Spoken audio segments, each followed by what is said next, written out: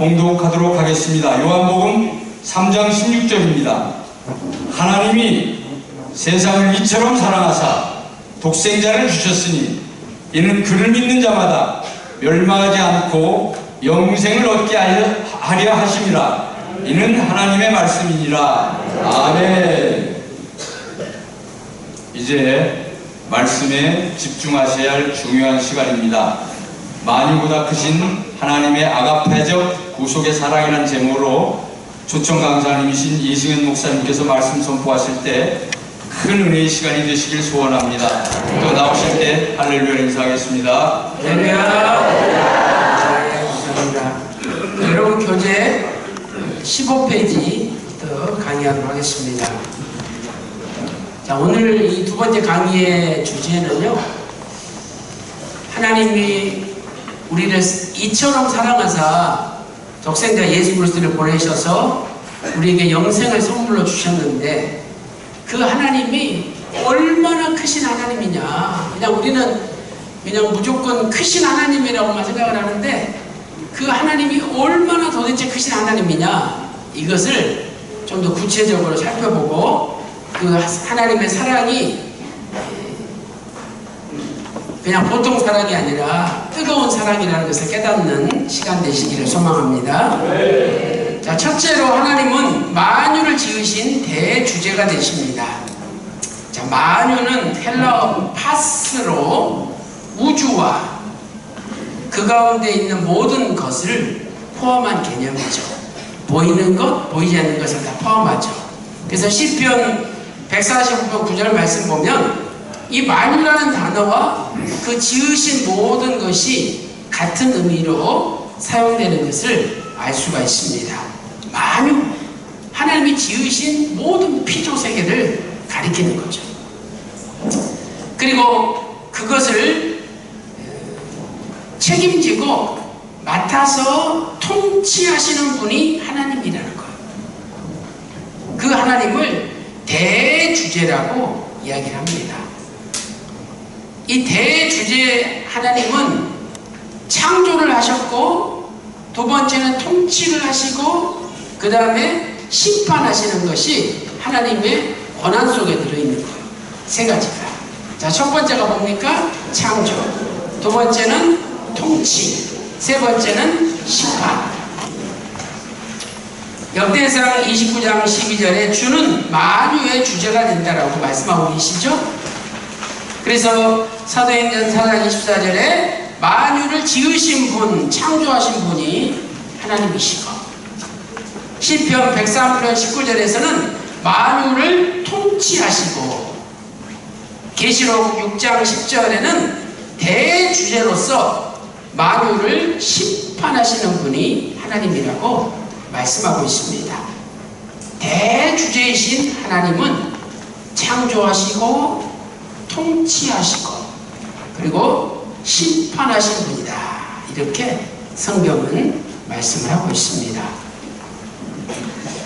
휘선 박아브람 목사님 지으신 영원히 꺼지지 않는 언약의 등불 구속사 시리즈 제3권 39페이지 보면은요, 만유의 주제라 함은 하나님께서는 창조주요 주권자로서 사람들에게 생명과 호흡을 주시며 모든 만물을 친히 다스리시고 통치하시는 유일한 절대자이심을 나타냅니다. 이렇게 정리하고 있습니다. 자, 그렇다면 하나님이 지으신 우주는 얼마나 클까요? 자, 태양은요 지구의 130만 배입니다. 그러니까 태양 속에 지구가 130만 개가 들어갈 수가 있어요. 그런데 그 태양도 다른 별에 비교하면 아무것도 아니에요. 우리가 살고 있는 은하를 our galaxy, 우리 은하라고 부르죠. 그런데 이 우리 은하 속에 태양을 포함해서 약 2,000억 개의 별들이 모여 있어요. 우리 은하 속에 별이 몇 개가 있어요? 2,000억 개. 그런데 이런 은하가 우주에 몇 개 있느냐? 1,000억 개. 그러니까 지금 밝혀진 별의 숫자가 2,000억 곱하기 1,000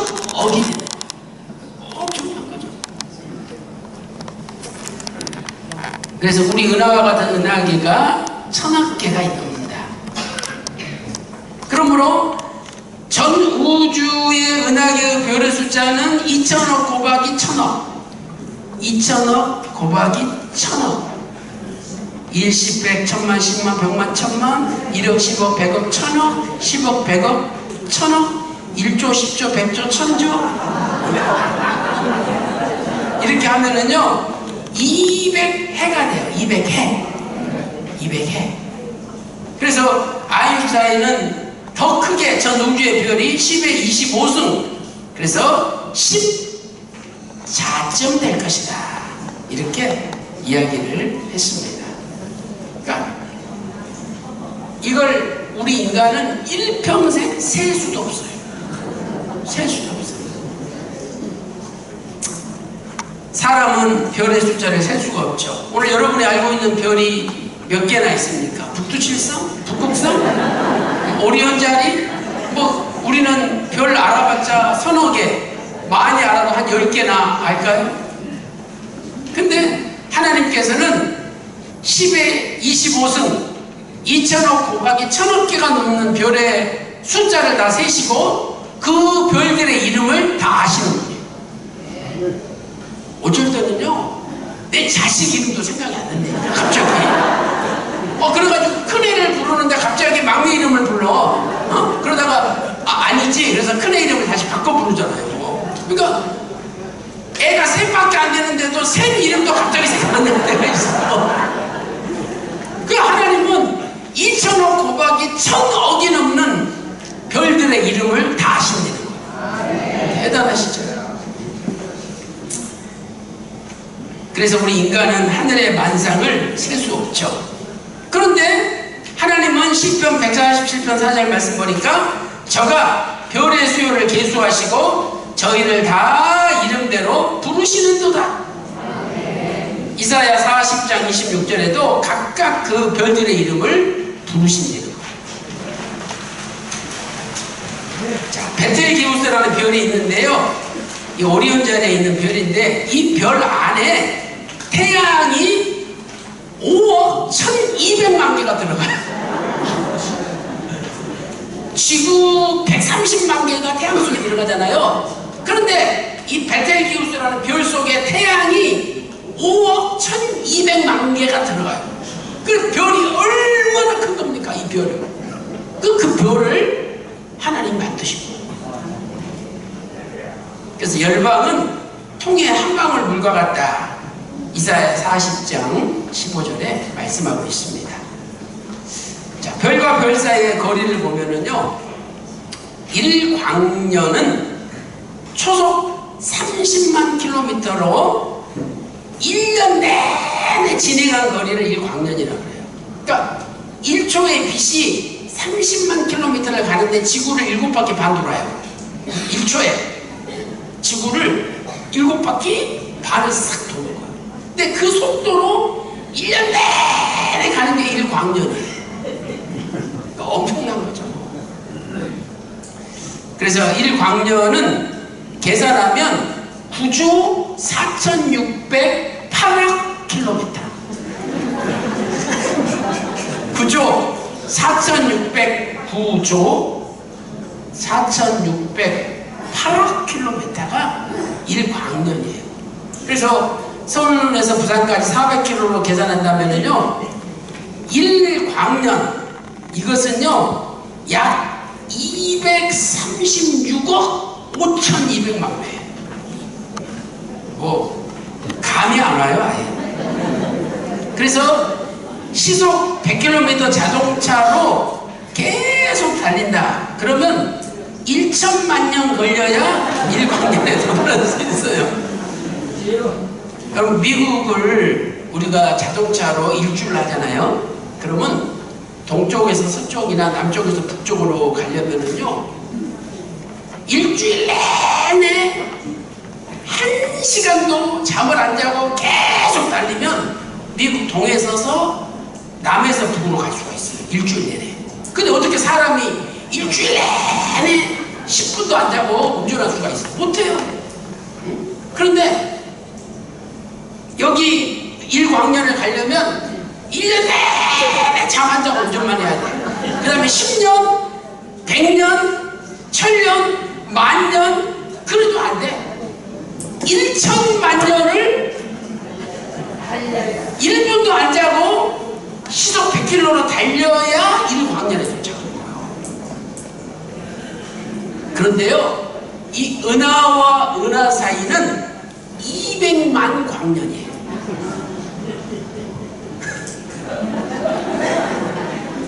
1광년을 가려면 1천만 년 동안 100km 시속으로 안 자고 계속 달려야 돼요.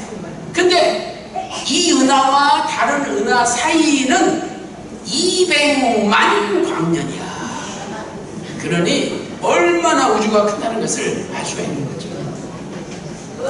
자, 알파별은 지구로부터 4.3광년, 천왕성은 8.7광년, 북극성은 400광년, 정갈자리는요 5,600광년 떨어져 있어요. 근데 더 놀라운 것은 은하와 은하 사이의 거리죠.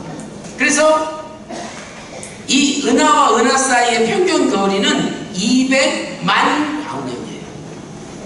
200만 광년. 그래서 우리는 우주가 얼마나 큰지를 알 수가 있는 거예요. 이렇게 우주의 무한 광량에 비하면 인간은 창의 일속 넓고 큰 바다의 한 알의 좁쌀에 불과하다. 그래서 우리가 큰 소리 칠 일이 아니에요. 큰 소리 쳐봤자 넓고 큰 바다에 다 좁쌀이 하나에 불과한 존재들이에요. 자, 욥기서 5장 9절 보겠습니다. 하나님은 크고 측량할 수 없는 일을 행하시며 기이한 일을 셀 수 없이 행하시나니. 시편 104편 24절입니다. 여호와여 주의 하신 일이 어찌 그리 많은지요. 인간은 헤아릴 수가 없다는 거죠. 그런데 이러한 만유를 창조하셨는데 이 만유가 지금 고장나지 않고 운행이 되잖아요. 그것은 만유를 붙들고 계시는 하나님의 역사라는 거예요. 자, 지구는 초당 460m로 자전하죠. 공전은 초당 30km로 공전해요.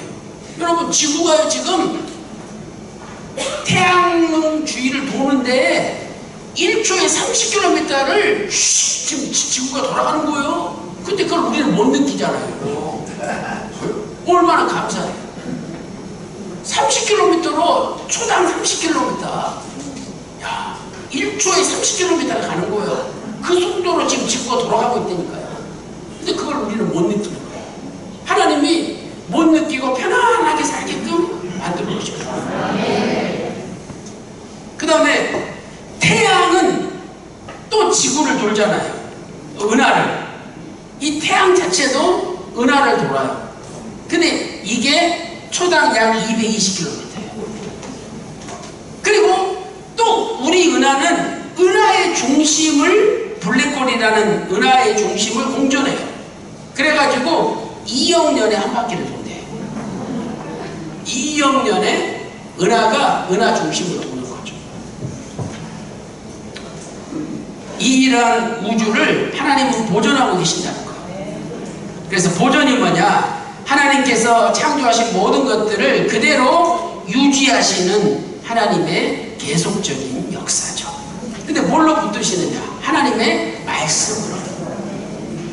지금 지구가 태양을 돌고, 달이 지구를 돌고, 또 태양이 은하를 돌고, 질서를 유지하는 것은 하나님께서 능력의 말씀으로 붙들고 계십니다.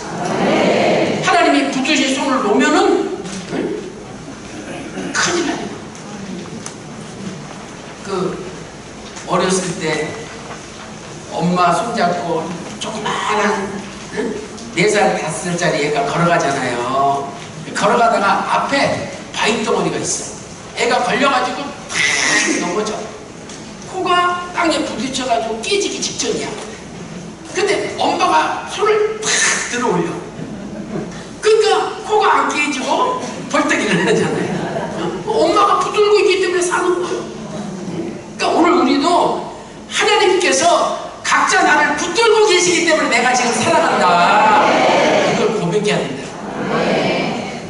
은혜가 아니면 우리는 1초도 살 수가 없는 겁니다.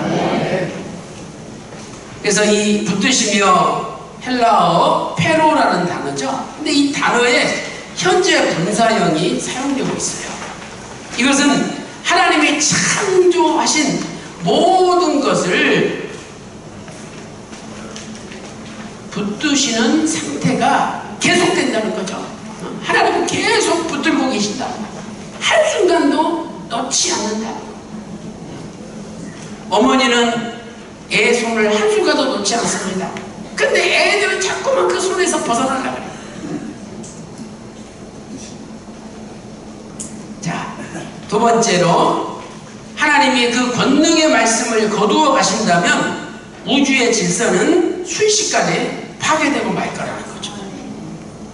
베드로후서 3장 10절에 그러나 주의 날이 도적같이 오리니 그날에는 하늘이 큰 소리로 떠나가고, 이것은 이제 하나님께서 그 궤도에서 벗어나게끔 하신다는 거예요. 자, 떠나가고 파렐코마이 헬라어로 이건 pass away, 지나가다는 뜻이죠. 하나님께서 정해놓으신 궤도를 벗어나는 거예요. 하나님 정해놓으신 궤도를 벗어나는 거죠. 이렇게 하나님이 온 우주 만물을, 만유를 창조하시고 만유를 붙들고 계십니다. 그래서 이 만유가 돌아가면서 굉장한 소리가 나요. 그런데 그 소리들이 어울려져서 하모니를 이루고 관현악단이 돼가지고 하나님을 찬양하는 거예요. 그러니까 그 우주 비행사들이 우주 공간에 나왔는데 우주가 너무 아름답고 또 그 소리가 너무 아름답다는 거예요. 그러니까 우주 만물이 하나님의 질서대로 운행하면서 하나님을 찬양하고 하나님께 영광 돌리는 하모니를 이루는 거예요. 자, 첫째로 전 우주의 별들이 회전하면서 내는 소리는 마치 수천억의 교향악과 같죠. 그래서 욥기 38장 7절에 그때의 새벽 별들이 함께 노래한다, 이렇게 말씀하고 있습니다. 이러한 거대한 하모니는 하나님의 약정의 결과죠. 신학적으로 이야기하면 하나님의 언약의 결과예요. 그래서 예레미야 33장 20절 말씀 보세요. 나 여호와가 이같이 말하노라. 너희가 능히 낮에 대한 나의 약정, 밤에 대한 나의 약정을 파하여 주야로 그 때를 잃게 할 수 있을진데, 없다는 거 인간은. 낮 12시간, 밤 12시간 하나님이 정해 놓으신 언약이라는 거죠. 그래서 날은 날에게 말하고 밤은 밤에게 말한다. 이 말한다는 것은 히브리어 나바의 사역형으로 분출하다, 이런 뜻이에요. 분출하다.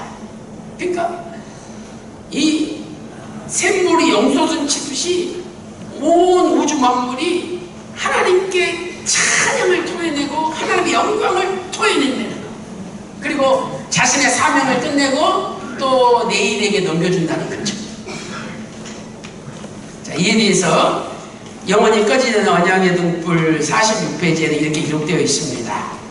낮 동안의 천하 만물이 하나님의 창조 섭리를 찬양하며 그 영광을 모두 분출하듯 쏟아내면서 연이어 오는 낮에게 빠짐없이 전수한다는 의미죠. 그래서 하루가 지난 뒤에 또 낮이 올 때 전날과 같은 한결같은 질서를 이루고 있다는 실로 위대한 찬양입니다. 이렇게 노래하고 있습니다. 그래서 저도 참 하나님이 크신 분이다, 이렇게만 생각을 했지, 이렇게 우주의 거리, 크기를 통해서 야, 이걸 만드신 하나님은 엄청나게 크신 분이구나, 이걸 새삼스럽게 깨닫게 된 거예요. 근데 휘선 박아브람 목사님께서는 이런 것들을 다 찾아가지고 우리로 하여금 회개케 만들고 깨닫게 만들어 주셨으니 참 이 영원히 꺼지는 언약의 등불, 이 책을 읽을 때마다 참 은혜가 돼요. 그래서 여러분들도 많이 읽어보시고 목회에 또 설교사에게 도움이 되실 겁니다.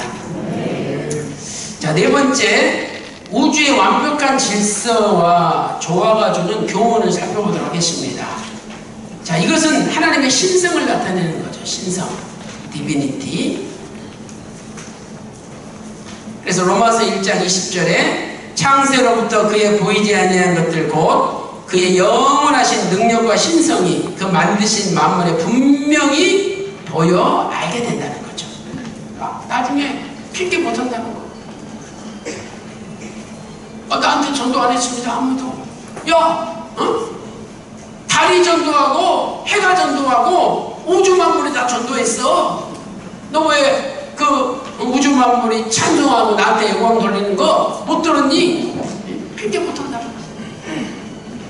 그래서 시편 19편 1절에 하늘이 하나님의 영광을 선포하고 궁창이 그 손으로 하신 일을 나타내는도다 말씀하고 있습니다. 그리고 하나님께서 얼마나 크고 뛰어나신 분이라는 것을 나타냈죠. 시편 145편 3절 말씀 보세요. 여호와는 광대하시니 크게 찬양할 것이라 그의 광대하심을 측량치 못하리로다. 아멘. 그리고 세 번째는 하나님의 인자하심이 지속되고 있다는 것을 알려줘요. 그래서 시편 136편은요 마지막에 그 인자하심이 영원하미로다, 그 인자하심이 영원하미로다 이렇게 끝나고 있어요. 이 인자하심은 영어로는 loving kindness, 영어로는 이렇게 표현해요. loving kindness. 하나님이 우리를 사랑하시고 너무 하나님이 친절하신데 너무 자비로우시다. 그런데 헬라어로는 헤세드로 은혜를 나타내죠. 은혜.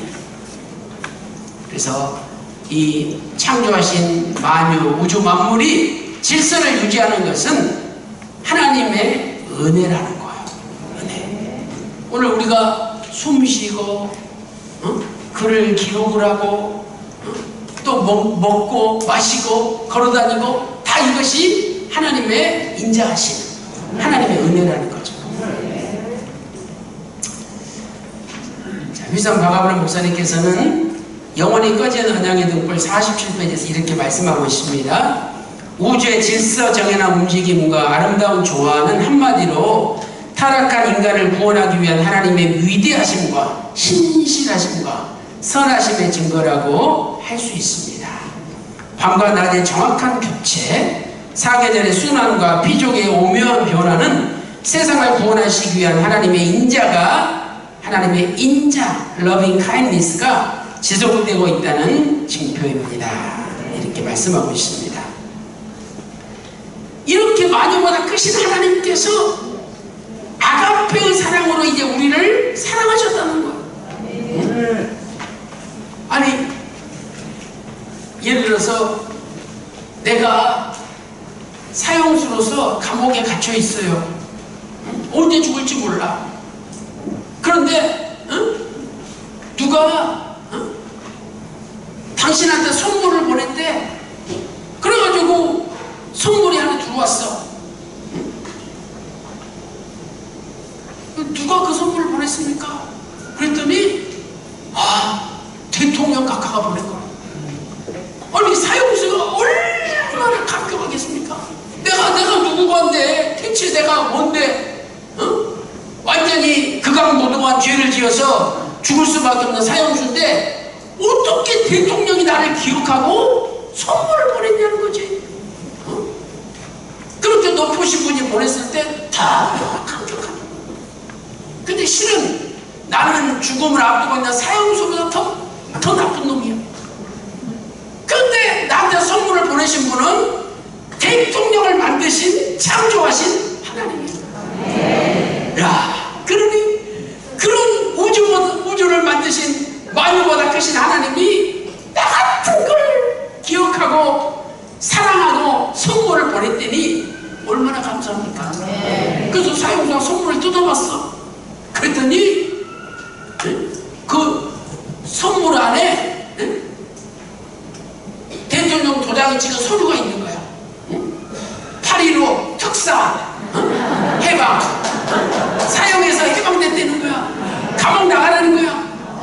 와, 감격해서 눈물이 줄줄 흘러. 오늘 저와 여러분한테 그런 감격이 있습니까? 나 같은 게 뭔데? 지옥 갈 수밖에 없는데 만유보다 크신 하나님이 예수 그리스도 독생자를 보내서 나를 살려주시고 영생을 선물로 주셨다는 거예요. 그게 요한복음 3장 16절입니다. 자, 우리 다같이 읽어보겠습니다. 시작. 하나님이 세상을 이처럼 사랑하사 독생자를 주셨으니 이는 저를 믿는 자마다 멸망치 않고 영생을 얻게 하려 하심이니라. 아멘. 자, 하나님이 God the Father, 성부 하나님이죠.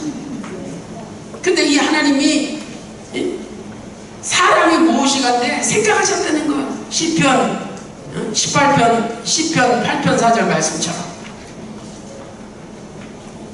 자, 밤하늘의 천체들은 그것을 보는 것만으로도 놀라움과 탄성을 금치 못할 것인데 그토록 광대한 우주를 지으시고 그것을 한치의 오차도 없이 운행하시는 하나님께서 먼지만도 못한 비천한 인간에게 특별한 것임을 가지고 구원의 은총을 베푸신다는 사실은 실로 감개무량한 일이 되는 거예요. 아들 좀 살려야 되는데 자기 아들 좀 죽여줘. 이거 들어줄 부모가 어디 있어요? 남의 아들 살리기 위해서 자기 아들 죽이는 사람이. 근데 하나님께서는 독생자를, 자기 아들을 십자가에 죽게 하셨다는 거예요. 우리를 살리기 위해서. 사랑하사 에가페센, 이것은 아가페의 동사용어로 희생적인 사랑이죠. 희생적인 무한한 사랑을 뜻합니다. 죄인인 인간에 대한 하나님의 숭고한 사랑, 십자가 희생으로 나타났죠.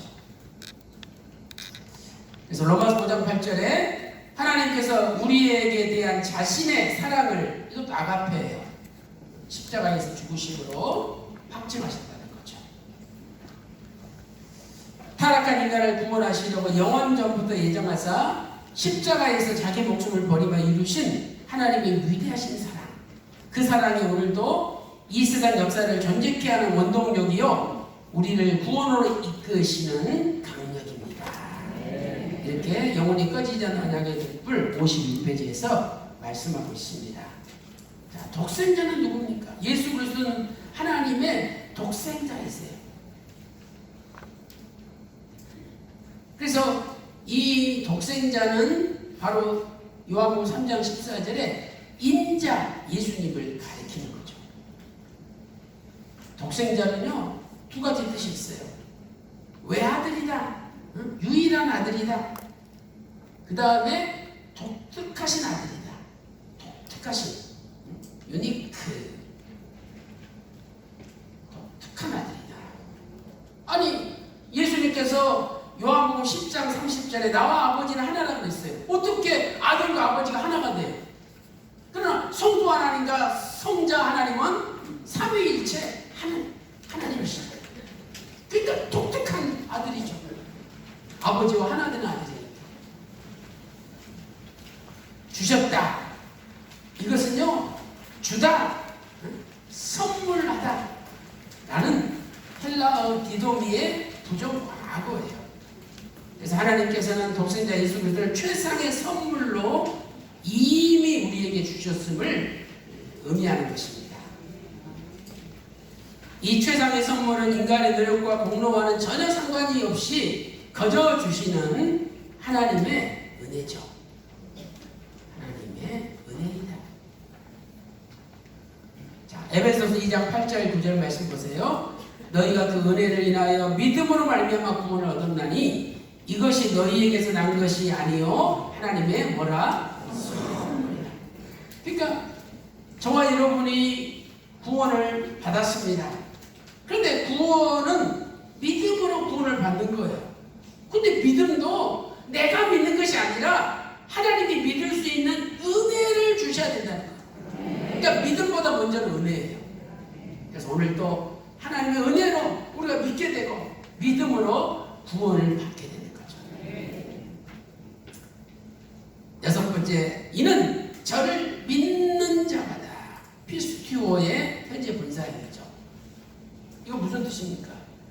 번 믿었다고 되는 것이 아니라 믿었으면 계속적으로 믿어야 된다는 거예요. 한 번 믿었다, 영접했다, 그 다음에 계속적으로 믿어야 된다. 그런데 그 믿음을 중간에 떠나버린 사람이 얼마나 많이 있습니까? 우리는 어떤 유혹과 핍박에도 믿음을 저버리지 않고 끝까지 지켜야 합니다.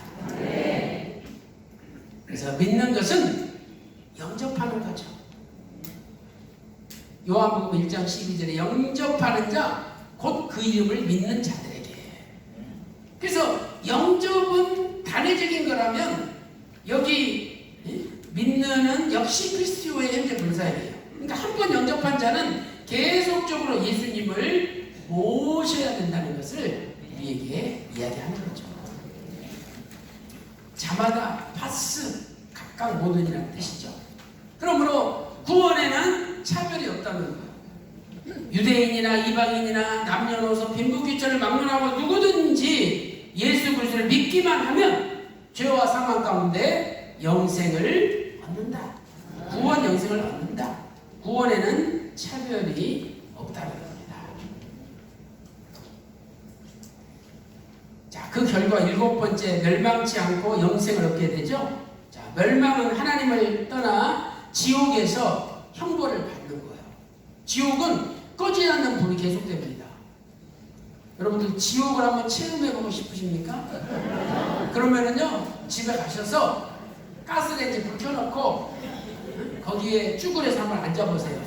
얼마나 뜨거운지. 근데 그 불이 안 꺼져. 우리가 그 고기를, 불고기를 구워보잖아요, 고기를. 그러면 고기를, 이 삼겹살은 양쪽이 노릿노릿해가지고 적당히 구워줄 때 제일 맛있잖아요. 근데 너무 구웠어. 그럼 타버리잖아요. 그럼 못 먹어. 그래서 더 태워버려. 그러면 숫덩어리가 돼요. 나중에는 아예 없어져 버려요. 그런데 지옥은 꺼지지 않는 불인데 내 존재가 없어지지 않아. 지옥에서도 영원히 죽지 않고 고통당하는 거예요. 그러니까 차라리 내가 죽어버렸으면 없어졌으면 좋겠다. 왜? 고통 안 당하니까. 그런데 지옥은 없어지지 않아요. 영원히 고통을 당하는 곳이 지옥이에요. 그래서 절대 지옥 가서는 안 되는 거죠. 자, 마가복음 9장 43절에 지옥은 꺼지지 않는 불이라고 말씀하고 있죠. 계시록 14장 11절에는 고난의 연기가 세색토록 올라간다 말씀하고 있습니다. 그러나 믿는 자는 누구나 영생을 얻게 돼요. 자, 시간적으로 영원히 사는 거죠. 요한 1서 2장 17절에 두 번째는 하나님과의 새로운 관계로 들어가서 새 생명을 얻는 거예요. 영생은 새 생명을 얻는 거죠. 그래서 요한복음 5장 24절에 이를 믿는 자는 영생을 얻었고 심판에 이르지 아니하느니 사망에서 뭘로? 생명으로 옮긴다. 새로운 생명을 하나님이 주시는 거예요. 세 번째는, 영생의 세 번째 개념은 이 주님께서 재림하심으로 예수님 믿다가 죽으신 분들은 부활해요. 살아있는 성도들은 변화가 되죠. 그래서 천국에서 하나님과의 영원한 친교에 들어가게 되는 거죠. 하나님과 영원히 같이 살아. 이 부부도요, 처음에 결혼할 때나 좋지. 나중에 이제 나이 먹으면은요, 점점 귀찮아져요. 그래서 남편이 직장 다니고 밖에서 일할 때는 좋은데 은퇴하고 나서 하루 종일 집에 있어 보세요. 부인이 얼마나 괴로운지. 당신 좀 나가. 왜 방구석에 맨날 처박혀 있어. 이런다니까. 밥 해주는 것도 하루 이틀이지 맨날 밥 해주는 게 얼마나 힘든데. 왜? 메뉴를 바꿔야 되는데 이게 한두 번이지 매일 어떻게 바꿔요. 그런데 주님은 그냥 옆에만 있어도 너무 좋잖아요. 근데 그 주님과 영원히 같이 있게 됩니다. 그냥 옆에만 있어도 너무 좋은 거예요. 그래서 요한복음 6장 40절에 내 아버지의 뜻은 아들을 보고 믿는 자마다 영생을 얻는 이것이니 마지막 날에 내가 다시 이를 살리리라. 그러니까 예수 믿다가 죽을 수 있잖아요. 죽지만은 다시 부활시킨다는 것을, 이 마지막 부활이 있다는 것을 예수님께서 말씀하셨고요.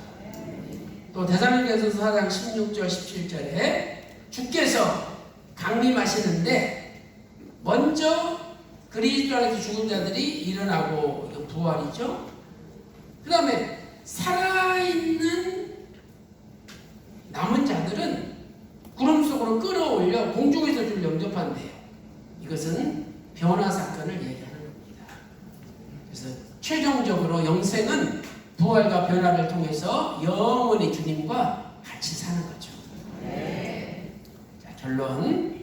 자, 우리는 영생을 선물로 받은 사랑의 빚을 진 자들이에요. 여러분, 예수님 자신이 영생이시죠? 요한일서 5장 20절 말씀 보세요. 참된 자 곧 그의 아들 예수 그리스도 안에 있는 것이니 그는, 예수님은 참 하나님이시요 영생이시다.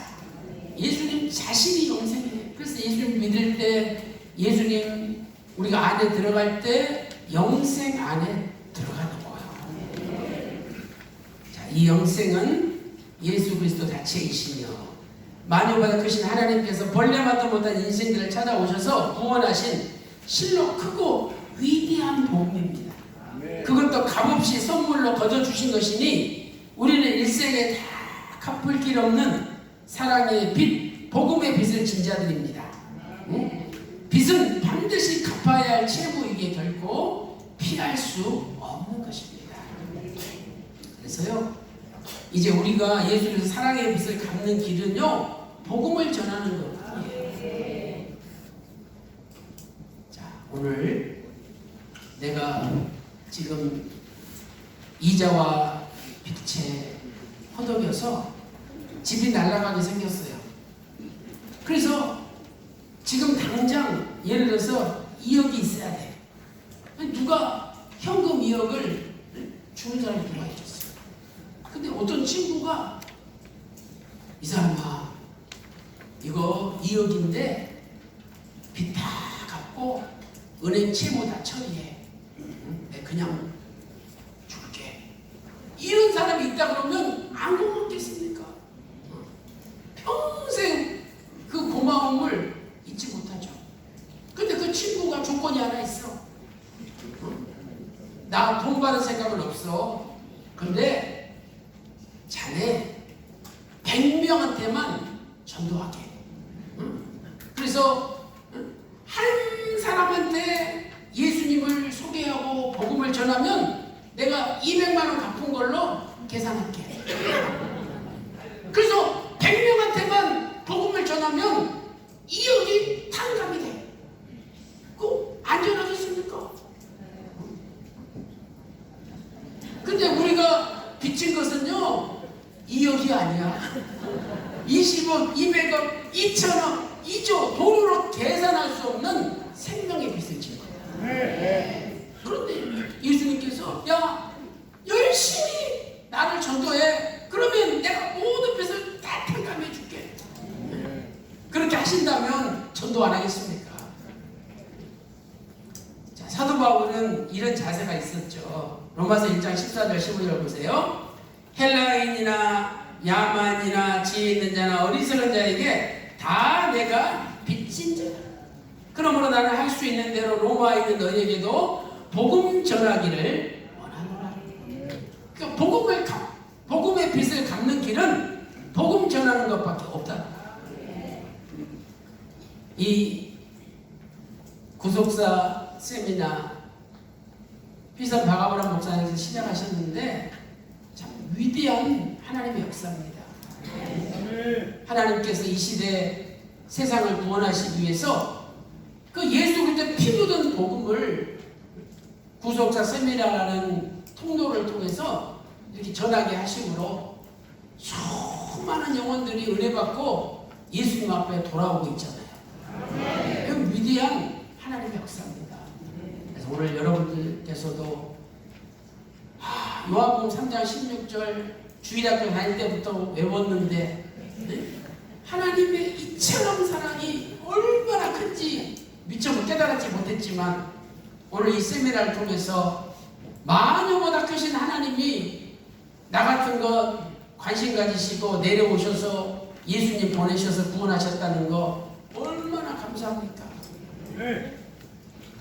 사형수가 감옥에 있는데 대통령한테 선물 받아도 눈물이 날 판인데 대통령을 만드신 하나님께서 사형수보다 못한 나에게 이런 선물을, 영생의 선물을 주셨는데 얼마나 감사합니까?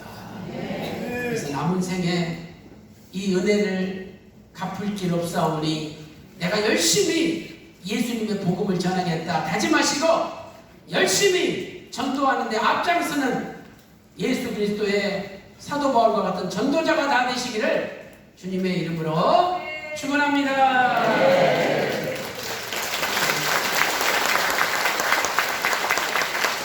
기도하겠습니다. 살아계신 아버지 하나님, 기독문화통일연구원을 이 땅에 세워주시고 남북한의 자유민주주의 평화적 통일을 위하여 기도하며 사역하게 하심을 감사드립니다. 또한 구속사의 말씀을 예수 그리스도의 십자가의 피 묻은 복음을 전 세계 열방에 전하는데 앞장서서 일하게 하여 주시니 감사드립니다. 이제 더더욱 기독문화통일연구원이 부흥되게 하시고 우리 황인규 대표회장님과 모든 증경 대표회장님들 모든 임원들 회원들이 하나가 되어서 대한민국을 살리는 병거와 마병이 되게 하여 주시옵소서. 하나님 아버지, 또한 고려대학교 교무회관에서 귀한 세미나를 개최해 주시니 감사드립니다. 이제 고려대학교에 공부하고 있는 7,000명의 외국인들에게 은혜 주셔서 그들을 복음화 시켜 주셔서 그들이 자기 나라에 가서 예수님의 십자가의 피 묻은 복음을 증거하는 전도자가 다 될 수 있도록 인도하여 주시옵소서. 우주를 만드시고 만유보다 크신 하나님 아버지께서 벌레만도 못한 지옥 갈 수밖에 없는 우리에게 찾아와 주셔서 예수 그리스도를 영생의 선물로 주시고 우리를 천국으로 이끌어 주시니 감사드립니다. 이제 이 엄청난 은혜 감사 감격하여 날마다 십자가의 피 묻은 복음을 증거하는데 생명과 전신하는 우리의 남은 생애가 될 수 있도록 인도하여 주시옵소서. 이 시간에 예수 그리스도 이름으로 명하노니 대한민국이 세계 어떤 가는 부강한 나라가 될지어다. 대한민국이 평화적으로 자유민주주의 남북통일이 이루어질지어다. 대한민국을 통하여 전 세계의 구속사가 완성될지어다. 오늘도 참석하신 한 분 한 분을 기억해 주시고 저들의 애절하고 간절한 기도에 응답하여 주시옵소서. 이 시간에 예수 그리스도 이름으로 명하노니 온몸에 우한 질고 병만은 다 달아날지어다. 온몸이 건강해질지어다. 영육간에 근심이 없는 천천만만의 복이 쏟아질지어다. 모든 것을 감사드립니다. 이름도 없이 빛도 없이 헌신하신 한 분 한 분을 기억해 주시고 가정에 근심이 없는 참 평안의 복을 허락하여 주시옵소서. 감사드리옵고 존귀하신 우리 구주 예수 그리스도의 이름으로 간절히 기도 올리옵나이다.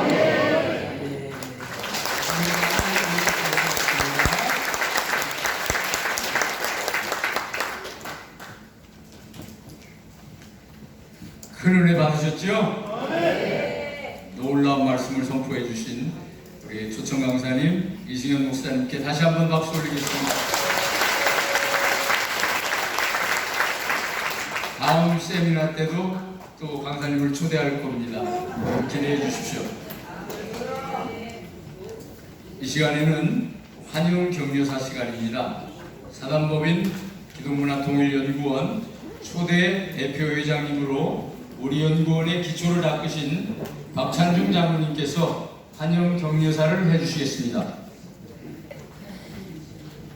할렐루야. 주 안에서 문안드립니다. 기독문화통일연구원 주최로 제4차 구속사 세미나 및 우리 조국어 근현대사 전파를 위한 은혜스러운 모임에 허락해 주신 하나님께 감사와 찬송과 영광을 드립니다.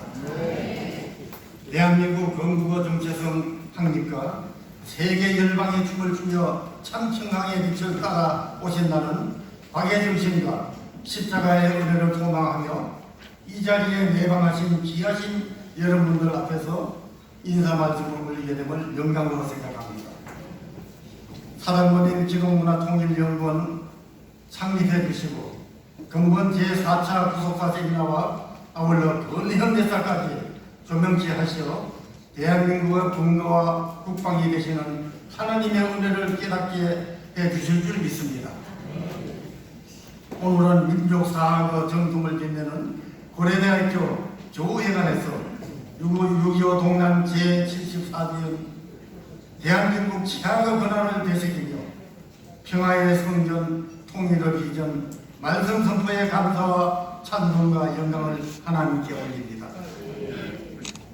잠언 16장 3절에 너의 행사를 여호와께 맡기라 그리하면 너의 경영하는 것이 이루리라 하신 말씀과 같이 오늘 진행되는 모든 행사가 처음부터 마치는 시간까지 성령께서 은혜와 진리로 인도하여 주실 것을 믿고 감사드립니다. 오늘도 이승현 목사님을 통해 선포되는 구속사 말씀이 저희 모두에게 큰 은혜의 시간이 되시기를 소망합니다. 주 2024년 6월 14일 사단법인 기독문화통일연구원 정경대표회장 박찬중 장로 올림 감사합니다.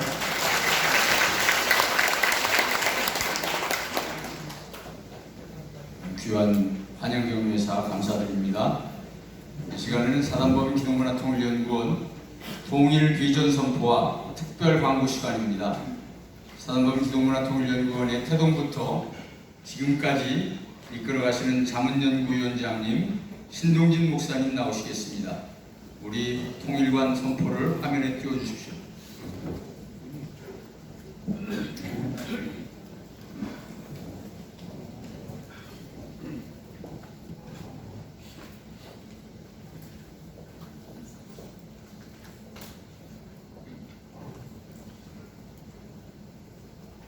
대단히 감사합니다.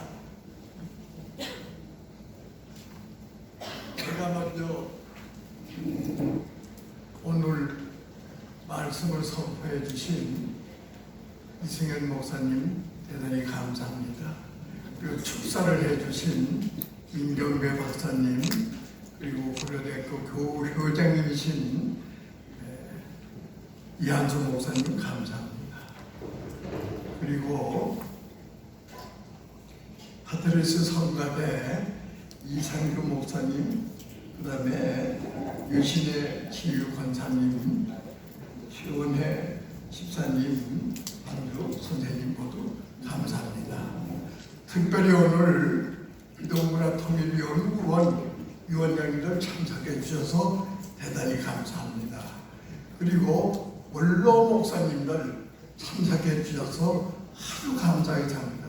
그리고 평강제일교회 수석 장로님 또 시부 장로님 많은 장로님들 오셨고 권사님 또 성도님 많이 오셨습니다. 대단히 감사합니다. 오늘 이 자리에 오신 분들은 마음속에 기억하실 수 있도록 제가 선창하겠습니다. 함께 복창해 주시기를 바랍니다. 6월은 호국의 보문에 달라. 시작. 6월은 호국의 보문에 달라. 할렐루야. 우리나라만이 6월은 잊지 못할 호국의 보문이라는 말이 있습니다. 이것은 평생토록 오늘 유명한 사회를 하신 박종문 장로님께서 말씀하신 것 같이 희선께서는 이 말씀을 영원히 잊지 말라고 우리들에게 부탁을 했습니다. 다시 한번 잊지 마시고 6월은 호국의 보문에 달린 것을 잊지 마시고 여러분들 가슴 속에 사시기를 부탁드려 한 번 더 하겠습니다. 6월은 호국의 보문에 달라. 시작. 6월은 호국의 보문에 달라. 두 번째, 여기 계시는 분들은 한 분도 빠짐없이 제가 선창하면 복창하시며 영원히 마음속에 간직하고 마음속에 품고 가시기를 부탁드리면서 제가 선창하겠습니다. 나는 대한민국 통일의 애국자다. 시작. 나는 대한민국 통일의 애국자다. 할렐루야. 75년 동안 원과 한임의 진리 통일의 문제, 여기에 계시는 분들은 다시 한번 하나님의 은혜를 생각하시며 기도하여 분명코 우리가 이 통일 문제는 하나님 은혜 속에서 해결할 수 있다는 소망을 품고 돌아가시기를 주의 이름으로 부탁을 드립니다. 마지막으로 부탁드립니다. 잊지 말고 마음속에 꼭 간직하시길 바랍니다. 제가 선창하겠습니다. 오늘도 살아계신 하나님께서 시작. 오늘도 살아계신 하나님께서 내 손을 꽉 잡고 있다. 시작. 내 손을 꽉 잡고 있다. 여러분들이 하나님을 믿는다고 하지 마시고 이 시간에도 하나님께서 여러분의 손을 꽉 잡고 이 자리에 인도해 주신다는 은혜를 잊지 않고 기억하시기를 주의 이름으로 축원을 드립니다. 이제 통일의 선포를 우리 기독문화통일연구원 회장님께서 선포해 주시겠습니다. 황인규 회장님 나오실 때 박수로 환영해 대단히 수고 많으셨습니다.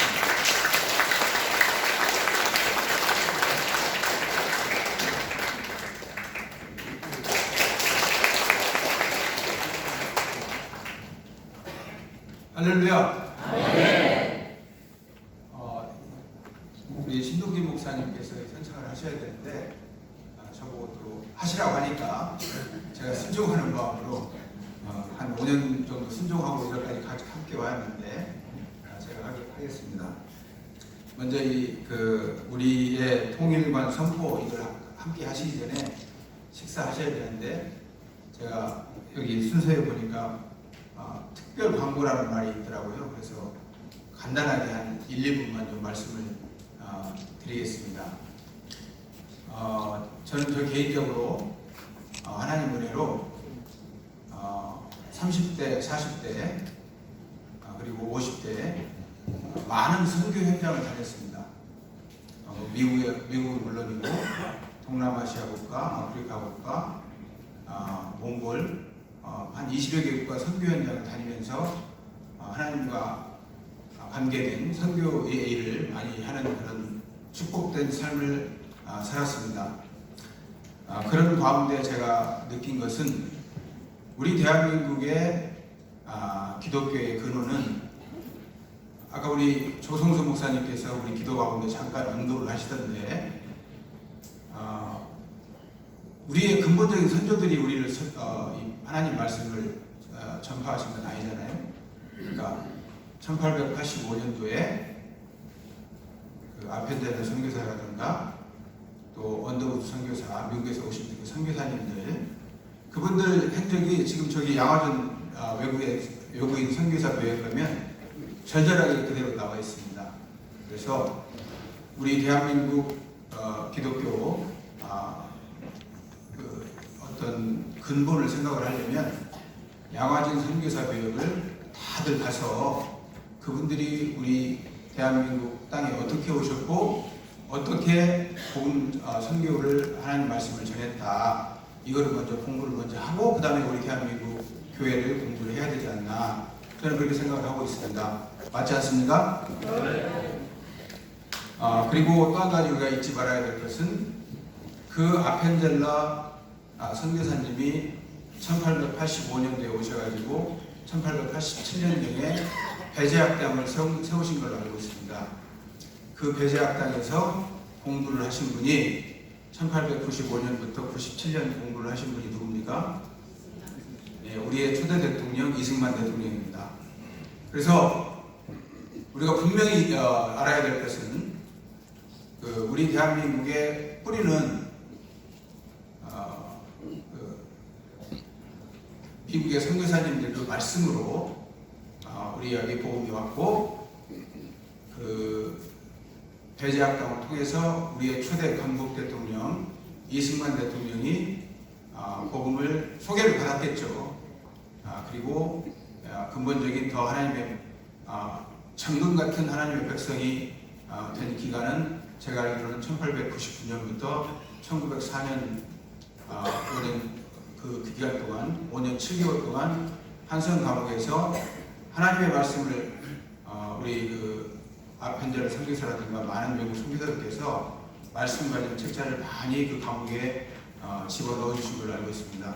그곳에서 진정으로 하나님의 백성이 되고 또 독립정신 같은 그런 책자를 저술해서 그런 맥락에서 독립운동도 하셨고, 우리 대한민국이 건국이 돼서 지금까지 수많은 하나님의 백성들이 지금까지 이렇게 대한민국 민간교회, 군인교회들 지금까지 현재 진행되고 있는 걸 알고 있습니다. 그런 어떤 기반을 바탕으로 여러 가지 세계사를 우리가 조명해 볼 때 영국에서 많은 복음을 전할 수 있도록 한 시절 풍미를 했었는데 복음 다 잃어버리고 지금 영국 런던의 시장이 무슬림 시장입니다. 알고 계시죠? 영국 런던 시장이 무슬림 시장이에요. 그러니 무슨 복음을 전하겠습니까?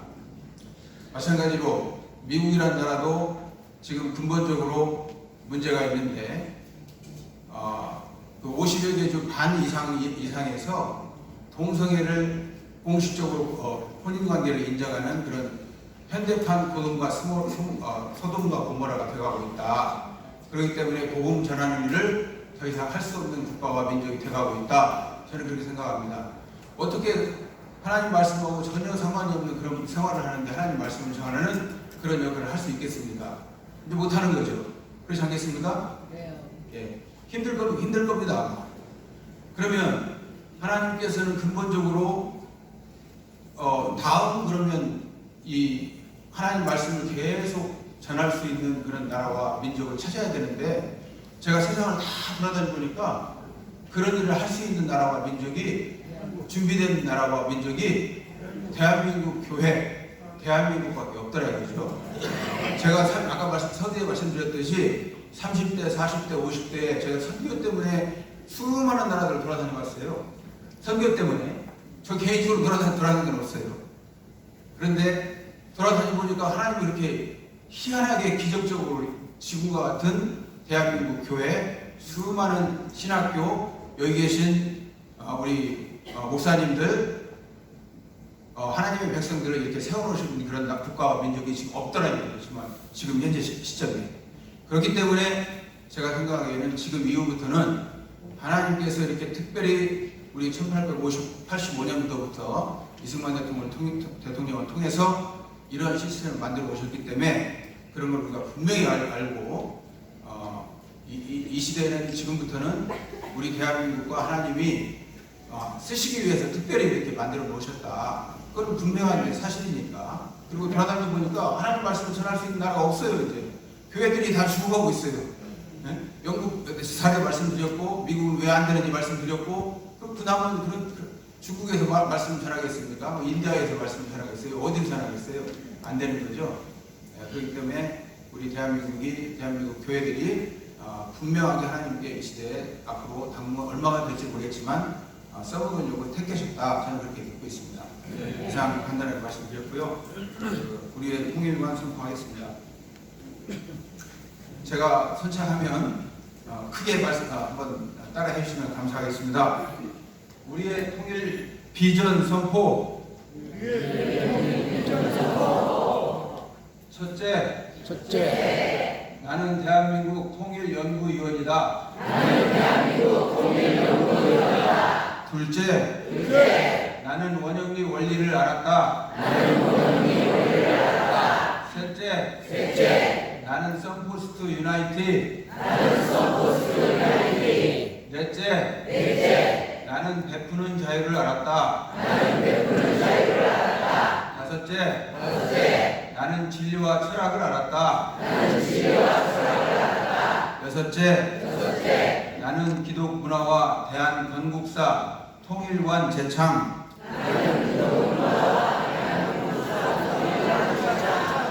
일곱째, 나는 대한민국 통일관 유엔 제안 선창. 할렐루야, 아멘. 사단법인 기독문화통일연구원 대표회장님이신 황인규 장로님께서 통일관 선포를 해주셨습니다. 감사합니다. 사단법인 기독문화통일연구원 자문연구위원장이신 신동진 목사님은 2019년부터 우리 연구원을 이끌어 오셨고, 우리 연구원의 원대한 목표인 남북 통일이 우리 연구원이 주체가 되어 이룰 수 있도록 이끌고 계시며, 평강제일교회의 평안과 회복을 위해 간절하게 기도해 주시는 고마운 목사님이십니다. 우리 목사님께 박수 올리겠습니다.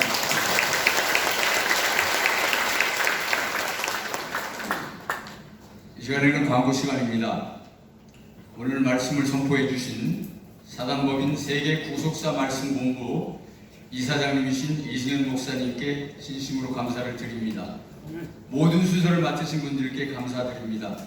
특별히 고려대학 교회 우리 이천수 목사님 부부님께 감사드리고, 민경배 석자 교수님께 감사드립니다.